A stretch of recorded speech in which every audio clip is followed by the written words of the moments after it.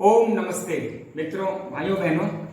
आज मैं आपको थोड़ा सा वैक्सीन वायरस खेल, वैक्सीन और वायरस का खेल क्या होता है इसके बारे में समझाना चाहता हूं। अभी जो कोरोना वायरस का प्रकोप चल रहा है या जो गेम चल रहा है उसके पीछे एक खेल है। और मैं जहां तक समझ पाया हूं, मेरी बुद्धि जितनी काम करती है, जितना मैं पढ़ पाया हूं, रिसर्च का अध्ययन कर पाया हूं, उतना मैं आपको जरूर बताने वाला हूं। इसके पीछे पूरा मनी का खेल वेल चल रहा है और मैं आपको एक ग्राफ के माध्यम से समझाऊंगा और बहुत ही सिंपल भाषा में कोई भी समझ सकता है कैसे साइकोलॉजिकल गेम खेला जा रहा है पैसे कमाने के चक्कर में।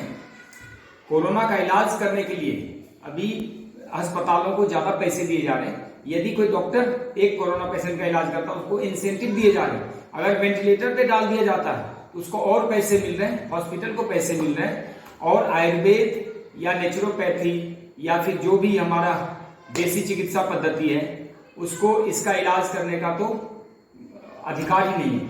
तो आइए हम समझते हैं थोड़ा सा इसके माध्यम से कि कैसे इसका खेल बेल होता है और इसको साइकोलॉजिकल रूप से लोगों को कैसे हार्नेस किया, साइकोलॉजिकल रूप से पैसे कैसे हार्नेस किए जाते हैं।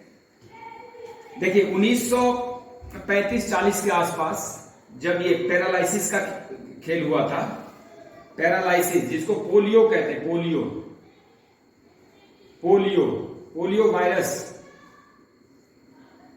पोलियो का वायरस आया था 1940 के आसपास आया था या उससे थोड़ा पहले। तो उस समय जो केस थे 0 से शुरू हुए थे और धीरे धीरे करते 1955 के आसपास, मतलब 50 से 55 के बीच पीक पे चले गए। पीक पे मतलब कि लगभग 1 लाख में 20 केस पाए जाने लगे। ऐसा पूरा रिसर्च है, आप देखिएगा गूगल पे या कोई मेडिकल जर्नल अच्छा सा उठा लीजिए, जो विदेशों में मेडिकल जर्नल, उसमें सारा रिसर्च है। तो 1 लाख में 20 लोग, आप इसको देख पा रहे होंगे, 1 लाख में 20 लोग संक्रमित पाए जाने लगे। तो यहां से गेम खेला जाने लगा।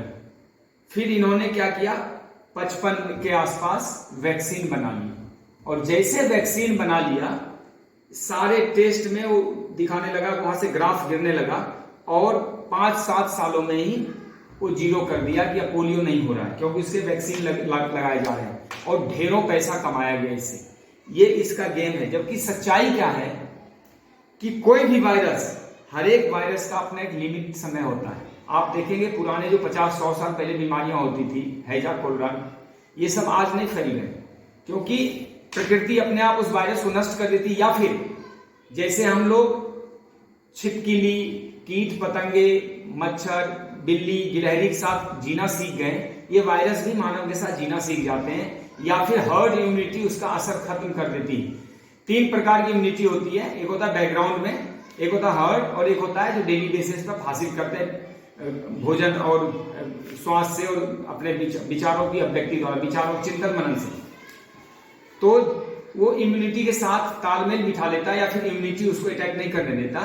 ये होता है इसका ओरिजिनल जो सच है।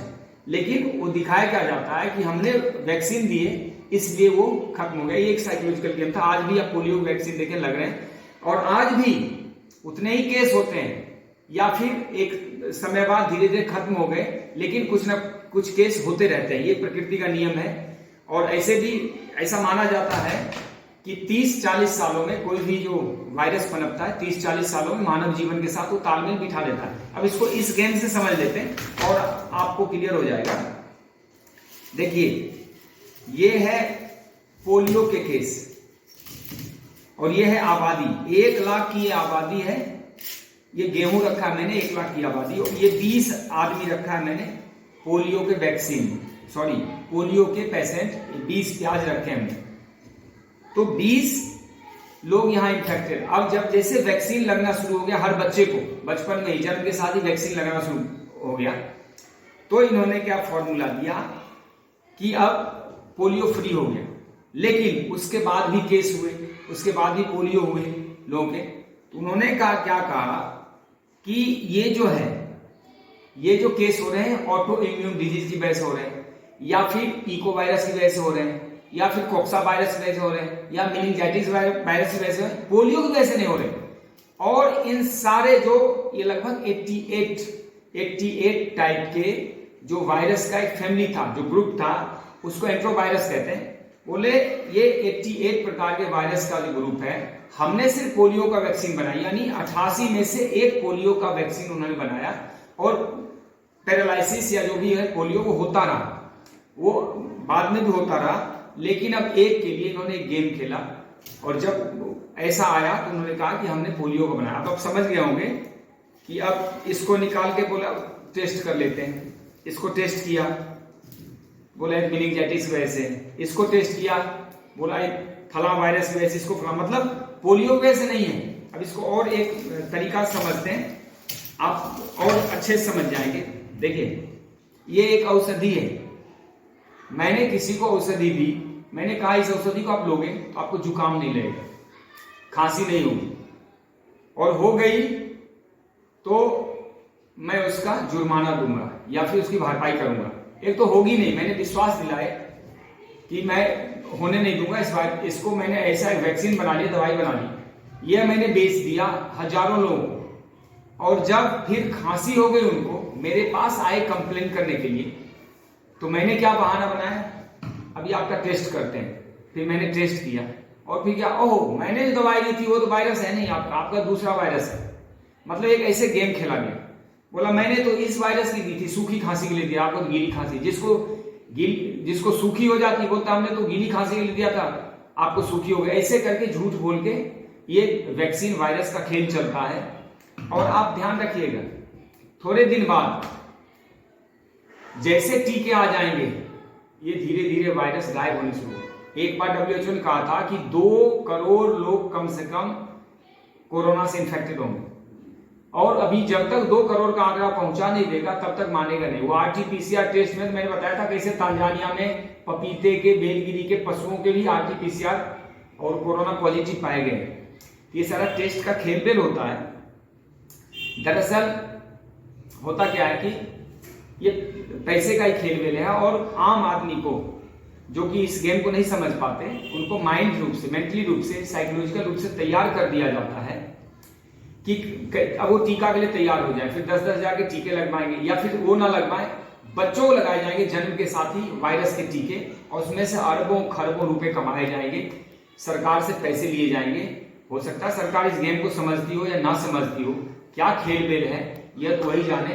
लेकिन लोग बहुत सारे क्वेश्चन पूछते हैं। मैं बार बार कहता हूं कोरोना नहीं है, दरअसल ये इन्फ्लुएंजा वायरस है, जो कि सालों भर आजीवन, आज से 2-4 साल पहले भी आप टेस्ट कर लेते तो इतने ही केस निकलने थे, आज से 5 साल बाद भी टेस्ट करना, इतना ही केस निकलना है। ये कोई नई बात नहीं है, हम सब वायरस के साथ ही जीते रहे हैं। वायरस और मानव एक साथ ही मिलके चलते हैं, नए वायरस आते हैं उसके साथ फिर तालमेल बिठा लिया जाता है, और शरीर ही उससे लड़ता है। कोई टीका नहीं लड़ सकता, कोई मेडिसिन जो एलोपैथिक दवाइयां वो तो और बोझ बनती, इम्यूनिटी कमजोर करती, हमारी इम्यूनिटी उससे लड़ती।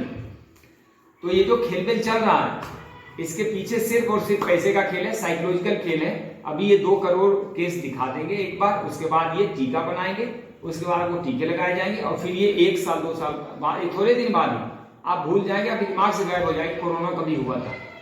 इस बार चूंकि लोग जो भी जा रहे हैं हॉस्पिटल में, उनको इसी में दिखाया जा रहा है, कुछ भी हो जाए कोरोना दिखा दो, थोड़ा भी सर्दी जुकाम लक्षण हो गया, फेफड़े में भारी, कोई मरने लगेगा सांस तो बंद होगा, उसके फेफड़े में भारी बंद होगा, मरने वक्त तो होता ही है, तो उसको भी दिखा दो कि मर गया कोरोना से। ऐसे करके गेम खेला जा रहा है, और जैसे टीका आएगा यह अपने आप गायब हो जाएगा, टेस्ट का पैमाना पूरा बदल जाएगा। और अभी जो मैंने देखा है, सुना है, नाक से सैंपल ले रहा है तो उससे पॉजिटिव आ रहा है, मुंह से निगेटिव आ रहा है, एक ही आदमी का, आज ले रहा है निगेटिव आ रहा है, ये ऐसे करके क्या चल रहा है कुछ समझ नहीं आ रहा है। तो ये सारा खेलबेल तो टीके बेच के पैसे कमाने का ही है, लेकिन उसमें भी क्या है मोटी बात, अगर लोग समझदार हो गए, लोग आयुर्वेद, नेचुरोपैथ, योग की तरफ मुड़ गए, लोग प्रकृति की शरण में जाना शुरू हो गए, तो ये ज्यादा खेलबेल लंबा नहीं चलेगा, 10, 20, 50 साल चला लेंगे, उसके बाद तो इनका तो विध्वंस होना ही है। ज्ञानी पुरुष हैं, वहां पे अच्छे लोग नहीं है, उनको प्रकृति का और ईश्वर का नियम पता नहीं है, या फिर वो कर्मफल व्यवस्था नहीं जानते, पुनर्जन्म का सिद्धांत नहीं जानते, जो जैसा करता भरना पड़ता है। वो लोग घोर पतन के में जाएंगे, दुखी होंगे, पीड़ित होंगे, उनके अपने घर वाले परेशान होंगे ऐसे धन कमा के। इस मामले में राजीव भाई दीक्षित ने 10-12 साल पहले बता दी थी, और आज के डेट में आचार्य मनीष और विश्वरूप राय चौधरी, ये 2 लोग हैं जो वही भाषा बोल रहे हैं, राजीव दीक्षित जैसी बातें कर रहे हैं और कुछ हम लोग को समझा पा रहे हैं, देश को शिक्षित कर पा रहे हैं। ये दरअसल कुछ नहीं है, हमें गरीब बनाए रखने का खेल-खेल है। ये बीमारियों का भय दिखा के, दहशत का भय दिखा के, जैसे किसी को कोई कील चुभ गया और उसके सामने सांप दिख गया तो मान लिया जाता है कि मेरे को सांप ने काट लिया, उसकी भय से मौत हो जाए। ये जो मृत्यु हो रही, बार बार क्वेश्चन पूछते हैं, यह मृत्यु कुछ तो दिखाया जा रहा है, सिर्फ कोरोना के खाते में डाला जा रहा है, और कुछ दहशत से, कुछ ओल्ड एज से भी हो रहा है। मृत्यु तो पहले भी हो रही है, आप पूरा सर्च करें तो एक दिन में लगभग 3-3.25 लाख बच्चे पैदा होते हैं इस संसार में, और 1.5 से 2.25 लाख लोग मरते हैं। आज ये सच्चाई बता रहा हूं।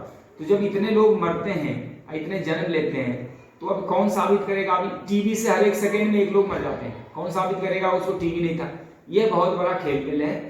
तो इसी बात को हमें समझाना है कि ऐसे करके वायरस वैक्सीन का गेम चलता है। एक नया वायरस हर साल आता है, फिल्म वही रहता है, डायरेक्टर एक्टर वही रहते हैं, सिर्फ नाम बदल जाता है, फिल्म का नाम बदल के एक नया गेम खेला जाता है, और गरीब आदमी, कमजोर देश उसके कुचक्र में फंस के, या फिर एक बिजनेस है, मान लिया बिजनेस है, बहुत सारे लोगों की रोजी रोटी जुड़ी हुई है, लेकिन वो टीका लगा के, मतलब डायरेक्ट पैसे नहीं खींचते, वो टीका लगा के बहाना मार के आप इम्यूनिटी मजबूत कीजिए, आपको कभी कोई डिजीज होगा नहीं। ये जो मृत्यु का खेल बेल चल रहा है, पहले भी चल रहा था। पिछले साल आपको पता नहीं कितने लोग मरे थे इन्फ्लुएंजा से, लेकिन ऐसा एक नियम है कि इन्फ्लुएंजा से 2.5 से लेके 6.5-8 लाख लोग तक हर साल मरते हैं। तो ये कोई नई बात नहीं है, मृत्यु और जीवन का खेल तो सारा संसार ही है। लेकिन ये जो गेम खेल रहे हैं इसके पीछे वो लोग घोर पतन का कारण बने, बहुत दुख उठाएंगे। पूरे दुनिया से पैसे खींच के लोगों को गरीब बनाया जा रहा है। वो मेहनत हम करें और कमा के कोई और ले जाए वैक्सीन, और इसके नाम पे हमारे टैक्स के पैसे कोई ICMR में रिसर्च करने के नाम पे ले जाता है। रिसर्च क्या करता है? कुत्ते, हाथी, बिल्ली पे रिसर्च किया जाता है और उसका इलाज किया जाता है मनुष्यों का।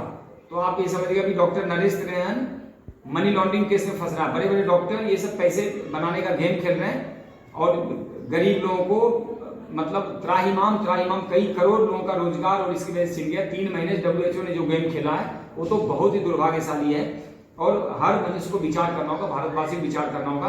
तो थोड़े जगने की जरूरत है, नहीं जगेंगे तो लूट जाएंगे। पहले भी लूटता रहा है भारत, अभी भी लूटेंगे, आगे भी लूटते रहेंगे।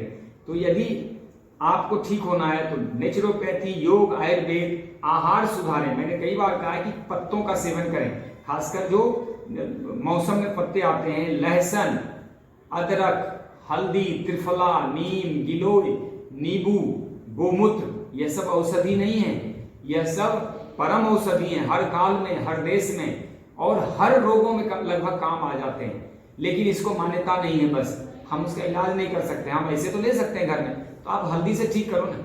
जैसे कोई खांसी कफ के लक्षण दिखते हैं, हल्दी, अदरक और तुलसी का काढ़ा शुरू करो। तुलसी तो अपने आप में एक परम औषधि है।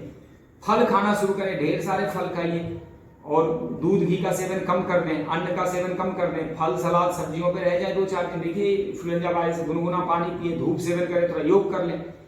आज निकल आना तो पड़ेगा योग की शरण में, लेकिन लूट पीट के आएंगे, तो क्यों ना आज ही आ जाए और इस गेम को समझें। ये जो मृत्यु हो रही है यह स्वाभाविक ही है। जब टेस्ट में ही पूरा गड़बड़ हो रहा है, जब प्रमाणित किया जाए, उनको प्रमाणित करना कि हमने 2 करोड़ लोगों को दिखाना एक समय ऐसा आएगा। जबकि सच्चाई ये है कि कोई भी वायरस हर देश में नहीं पनपता एक ही समय में, क्योंकि हर देश का तापमान अलग अलग होता है। एक ही पौधा हर देश में नहीं पैदा होता। सेब यहाँ पैदा नहीं होगा, कश्मीर में होगा, शिमला में होगा। इसी प्रकार एक टेम्परेचर होता है, उसके ऊपर वायरस नहीं पनपते। तो ये सब खेल बेल को समझें और जागरूक बने, होशियार बने और अपनी इम्यूनिटी बढ़ाएं। इम्यूनिटी बढ़ेगी फल से, सलाद से, अंकुरित करके चीजों को खाने से, ताजा जूस से और पत्तों के सेवन से, हल्दी, अदरक, नींबू, गिलोय से। धन्यवाद। ओम जय हिंद। आपका कल्याण हो। भारत माता की जय।